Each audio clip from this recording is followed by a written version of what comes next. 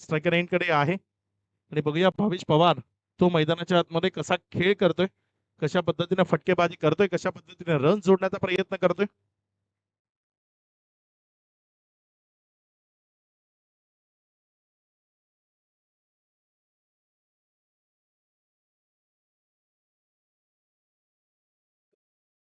Short of लेनचा ball त्याला उंच हवेतनं उडवलंय आणि क्षेत्ररक्षकाच्या हातात खेळलंय. भावेश पवार त्याला माघारी परतावं लागेल. एक मोठा मासा गळाला लागलाय. भावेश पवार 0 धावसंख्येवर तंबूच्या आसराला परत.